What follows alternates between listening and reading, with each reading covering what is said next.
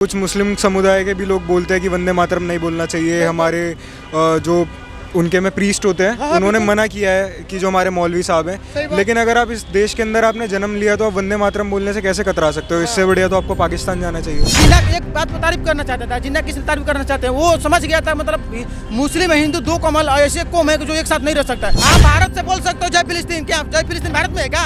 Gaza के लिए नारे लग सकते क्यों गाजा भारत में है क्या? हिजबुल्लाह के लिए नारे लग सकते क्यों हिजबुल्लाह भारत में है क्या? तो आपको बोलना ही पड़ेगा। अगर आप नहीं बोलेंगे तो कैसे पता चलेगा कि आप देशभक्त हैं या नहीं है? सोनिया गांधी के लड़की प्रियंका गांधी लेके गई थी, क्या प्रियंका गांधी क्यों नहीं बोलेंगे भारत माता बोलेंगे? आप इस धरती, आप इसी धरती के मतलब इसी भारत के हो, संसद हो, आप इसी लोगों को चुने हुए संसद हो, आप उसी लोगों जो वोट मारे उसी को आत्मा पर चोट पहुंचा रहे हो कि नहीं पहुंचा रहे हो? आज ममता बनर्जी भी बोल रही है, अब अगर बोलेगी तो वो भी ये गाना गुनगुनाएगी, हाँ, कि बोल बोना गो और कोनो दिन भालो बसो तुम्ही मोरे। जिस तरीके से अभी भाई वंदे मातरम बोला जा रहा है, पाजी आपको भी पता होगा वंदे मातरम क्या गलत है?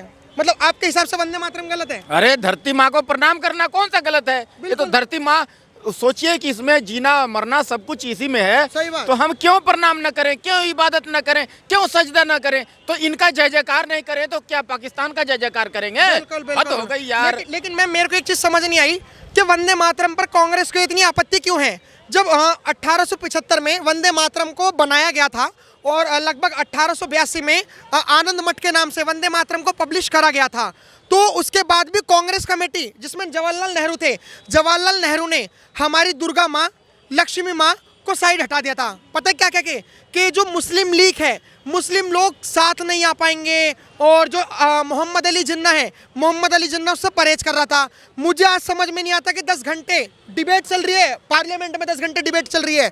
10 घंटे का मतलब क्या होता है? क्या वंदे मातरम भारत के हर एक व्यक्ति को नहीं गाना चाहिए? प्रणब भाई आप बताओ, वंदे मातरम हर किसी को गाना चाहिए नहीं गाना चाहिए? बिल्कुल यार, अगर इस देश के अंदर आप पैदा हुए तो आपका 100% अधिकार है। लेकिन उससे मैं देखता हूँ दूसरी कम्युनिटी वालों को कुछ दिक्कत होती है। कुछ मुस्लिम समुदाय के भी लोग बोलते हैं कि वंदे मातरम नहीं बोलना चाहिए। हमारे जो उनके में प्रीस्ट होते हैं उन्होंने मना किया है कि जो हमारे मौलवी साहब हैं। लेकिन अगर आप इस देश के अंदर आपने जन्म लिया तो आप वंदे मातरम बोलने से कैसे कतरा सकते हो? इससे बढ़िया तो आपको पाकिस्तान जाना चाहिए। नहीं, बहुत अच्छी बात बोली। क्या हुआ था कि 1937 में जब ये बात चल रही थी और जब ये चीज़ें हो रही थी तो जवाहरलाल नेहरू को ने तथ्य दिया, उन्होंने जिन्ना का तथ्य माना कि वंदे मातरम का मतलब होता है हे माँ मैं आपको नमन करता हूँ। लेकिन नमन करना मतलब सर झुका कर नमन करना, लेकिन वो तो कहते हैं कि अल्लाह के आगे हम किसी का सर ही नहीं झुका सकते। तो मैं ये कहना चाहता हूँ कि हमारे भारत देश का तिरंगा, क्या तिरंगे के आगे भी सर नहीं झुकाओगे? मैं सनातन धर्म से बिलोंग करता हूँ, लेकिन मेरे लिए पहले मेरा देश है। मैं नहीं डिस्प्यूट करता कि माँ दुर्गा को क्यों नहीं लगाया गया। और मैं तो ये कहना चाहता हूँ, बीजेपी से भी सवाल है कि 1937 में जब ये संशोधन हुआ, पाजी आपको भी पता होगा संशोधन हुआ 1937 में, जब संशोधन हुआ तो 11 साल से भाजपा के झक मरा रही है। ये लोग कहते हैं कि भाजपा की सरकार है, मतलब कहते हैं हमारी सरकार है लेकिन सिस्टम उनका है। आखिर में सिस्टम उनका क्यों है? 11 साल हो गए उन्हें सरकार में रहते हुए। अगर वो चाहें भाई, जैसे मान के चलो कि मेरा भारत है, मुझे लगता है कि मेरा भारत के साथ पास्ट में गलत हुआ, तो क्या मेरा कर्तव्य नहीं बनता कि मैं अब वर्तमान में उसे सही करूं? बिल्कुल, लेकिन इस देश के यूथ को इतना पता ही नहीं है ना। इस टाइम पे तो लोगों को रील्स बनानी है, सोशल मीडिया प्रेजेंस दिखानी है, उनको देश से धर्म से कोई फर्क नहीं पड़ता है। बिल्कुल बिल्कुल, लेकिन ये बहुत सोची समझी घटिया सोच है। मुस्लिम लीग ये कहती थी कि ये एंटी इस्लामिक है, वंदे मातरम एंटी इस्लामिक है। वंदे मातरम एंटी इस्लामिक कैसे हो सकता है? सुजलाम सुफलम मलयत शीतलम सस्य श्यामला मातरम वंदे मातरम। सुजलाम सुफलम का मतलब साफ हवा, साफ पानी। मलयज शीतलाम मतलब साफ पहाड़। इतनी सारी चीज़ें, ये तो हमारे भारत देश की सुंदरता बताई जा रही है। आखिर में पाजी ये एंटी इस्लामिक स्लोगन हो कैसे गया, मुझे ये समझना है। ये तो वो बताएंगे ना, हमें तो जहाँ बोलिए वहाँ धाड़ के बोलेंगे। हाँ। अपना माँ का जय जयकार करने में क्यों हम पीछे हटेंगे भाई? मैं उड़ीसा में रहता हूँ, वहाँ पर कहावत है, माँ नहीं जहारो सहा नहीं तारो। माँ जिसका नहीं है इस वर्ल्ड में उसको कोई सहयोग नहीं कर पाएगा। ब्रह्मा विष्णु महेश भी नहीं सहयोग कर पाएगा, कोई उसको बचा नहीं पाएगा। तो माँ को जो अपना हृदय में धारण नहीं करता है उसको कोई सहयोग नहीं करता मेरे भाई। अब एक चीज़ बोलो भाई, आप भारतीय हो या पाकिस्तानी हो? यार मैं भारतीय हूँ। आप भारतीय हो पाकिस्तानी हो? भारतीय। मैं भी भारतीय हूँ, भारतीय पाकिस्तानी हूँ। आप भारतीय मेरे भाई। अब जैसे सिख हैं, मैं बोलूँगा इनसे गिरबान पकड़ कर जय श्री राम बोल, हो सकता है गलत हो, लेकिन अगर मैं कहूँगा भाई वंदे मातरम बोल, आप बोलोगे नहीं बोलोगे? अरे वंदे मातरम नहीं बोलेंगे भाई, हम गाएंगे। तो हम जबरदस्ती अपने हृदय में बसाएंगे। अगर कोई जय श्री राम जबरदस्ती बुलवा रहा हो, वाहेगुरु जी का खालसा वाहेगुरु जी की फतेह जबरदस्ती बुलवा रहा हो, या फिर बौद्ध धर्म की जबरदस्ती बुलवा रहा हो, जैन का जबरदस्ती बुलवा रहा हो, तब समझ में भी आता है। वंदे मातरम कोई धार्मिकता है ही नहीं। धार्मिक तो पहले तो 1937 में उन्होंने संशोधन करके निकाल दिया था जवाहरलाल नेहरू की कांग्रेस कमेटी ने। तो आखिर में वंदे मातरम को लेकर डिस्प्यूट क्यों? ये हमारे देश के लिए सबसे बड़ा मसला है। और जितना ही मेरे को दुश्मनी उन लोगों से जो वंदे मातरम नहीं बोलते, उतनी दुश्मनी मेरे को भारत सरकार से है। सुजलाम सुफलाम मलयते शीतलाम, इसका मतलब यही है नॉर्मल मल के साफ पानी। क्या हमारे देश में साफ पानी है? बिल्कुल भी नहीं। आप यमुना में चले जाइए, पता पड़ जाएगा कितने झाग हैं। आप साफ हवा, क्या हमारे भारत देश में साफ हवा है? दिल्ली में साफ हवा है? AQI यहाँ का 700 से ऊपर पहुँच चुका है। बताओ, 700 से ऊपर, 300 से ऊपर तो रेड जोन में आ जाता है, मतलब डेंजर एरिया आ जाता है। तो भारत सरकार जो वंदे मातरम पर डिस्प्यूट करना चाह रही है वो एक अच्छा मुद्दा है, लेकिन वंदे मातरम का एक लिरिक्स सिर्फ गाना गाना ना रह जाए, बल्कि उसे डीप में समझा जाए कि आखिर में वंदे मातरम का मतलब क्या है। उस मतलब को ग्राउंड पर उतारा जाए, ताकि हमारे विदेशों से लोग आए, इतनी सारी G20 होती है, इतनी सारी समिट्स होती हैं, तो वो पता कर सके कि इनका जो भारत का जो राष्ट्रगीत है, उन्होंने राष्ट्रगीत को धरातल पर उतार रखा है और सारी चीज़ें हो रही हैं। मुझे बहुत यार, जब हमारा देश आज़ाद नहीं हुआ था तब मुस्लिम लीग वंदे मातरम का विरोध करती थी। ब्रिटिशर वंदे मातरम का विरोध करते थे, टैक्स लगा देते थे डबल जिन्ना करता था। अब तो हम आजाद भारत में रह रहे हैं, तब भी पार्लियामेंट में इतनी सारी चीजें हो रही है। जीना का मानसिकता वाला क्यों छूट गए? मतलब देखिए, जीना एक बात पर तारीफ करना चाहता था, जीना किस लिए तारीफ करना चाहते हैं, वो समझ गया था मतलब मुस्लिम हिंदू दो कमल ऐसे कौम है जो एक साथ नहीं रह सकता है। महात्मा गांधी कौन सा कीड़ा कट रहा था भाई कि 3% यहाँ पर रख के आज 23% कर दिए भाई। कौन सा हम लोग को समझ में नहीं पाए कि वो खुद को नहीं समझ पाए। मतलब आज वही वो जो जीना उगिल रहा था, आज वही लोग उगिल रहे हैं। हमको नहीं बोलेंगे, कल बोलेंगे कि जहाँ तिरंगा को हम सलाम नहीं डालेंगे तो फिर हमारा क्या होगा?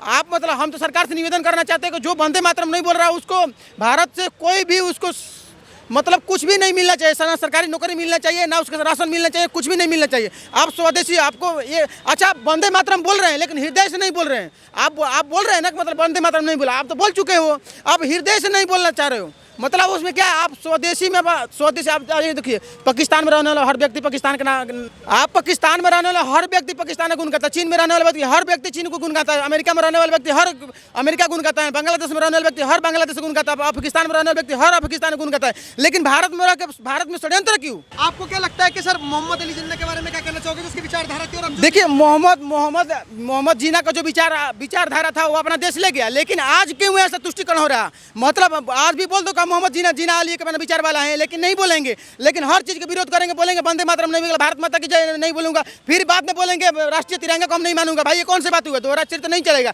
आप हर देश में रहकर हर देश के गुण गा रहे हो, भारत में रहकर षड्यंत्र क्यों हो रहा? आप भारत से बोल सकते हो जय फिलिस्तीन, क्या जय फिलिस्तीन भारत में है क्या? गाजा के लिए नारे लग सकते क्यों गाजा भारत में है क्या? हिजबुल्लाह के लिए नारे लग सकते क्यों हिजबुल्लाह भारत में क्या? यही फिलिस्तीन का बैग लेकर कौन लेकर गई थी? सोनिया गांधी की लड़की प्रियंका गांधी लेके गई थी। क्या प्रियंका गांधी क्यों नहीं बोलेंगे भारत माता बोलेंगे? आप इसी धरती का मतलब इसी भारत के हो, संसद हो, आप इसी लोगों को चुने हुए संसद हो, आप उसी लोगों जो वोट मारे उसी को आत्मा पर चोट पहुंचा रहे हो कि नहीं पहुंचा रहे हो? आपको समझना पड़ेगा कि मतलब भारत माता की जय क्या होता है, वंदे मातरम की जय क्या होता है। जितने भी क्रांतिकारी हमारे जान दिए भारत माता का आजाद करने के लिए, वो सब उनके आत्मा पर चोट पहुंचेगा नहीं पहुंचेगा? यही नहीं समझ पा रहे हैं, वही हम सोच रहे हैं। हम देखिए मुगल मानसिकता वाला हटाना चाहते हैं और उससे मुगल मानसिकता को बंद करना चाहते हैं, मार्क्स का मानसिकता वाला, उसके बाद मैकेलो का मानसिकता वाला खत्म करना चाहते हैं। क्योंकि मुगल मानसिकता जब तक रहेगा तब तक भारत को नहीं पहचान पाएंगे।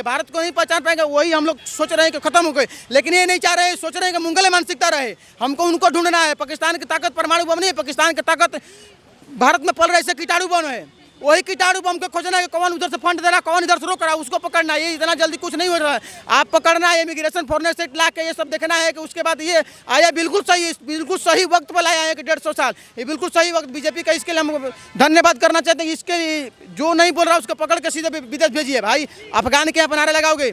हम सब मुसलमान को विरोध नहीं कर रहे हैं, जो घुसपैठिया बस है वो उसको हम विरोध कर रहे हैं। ये सब काम घुसपैठिए के हैं। भारत में रहने वाला जितने भी लोग हैं सब कुछ नहीं बोल रहे हैं, लेकिन घुसपैठिया 10 करोड़ बसे हैं, वो नहीं लेकर बोल रहे हैं कि हम भारत में तो नहीं बोलेंगे। भाई तुम तो पहले अवैध तरीके से बसे हुए, तुम्हारा काम क्या है यहाँ पे? तुम आए हो कमाने के लिए, तुम यहाँ वोटर ID बना रहे हो, खाता खुलवा रहे हो, तुम्हारा कौन काम है? तुम आए हो यहाँ कमाने के लिए, कमा के चले जाओ। हम जाते हैं अमेरिका तो क्या वहाँ पे नागरिकता लिए जाता है? नागरिकता ऐसे नहीं लिया जाता है। नागरिकता के लिए कुछ प्रमाण देना पड़ता है, नागरिकता के लिए एजुकेशन देना पड़ता है। आप तुम आ रहे हो यहाँ पे कमाने के लिए, आप नागरिकता ले रहे हो। मतलब इसके लिए देखिए सरकार को भी गलती मानेंगे, क्योंकि सरकार की गलती ये है कि मतलब 5,000 10,000 रुपये लेके कोई नागरिकता कैसे बना दे रहा, कैसे आधार कार्ड बना दे रहा, आप उसके लिए संज्ञान क्यों लगा रहे हो? आप 11 साल से हो।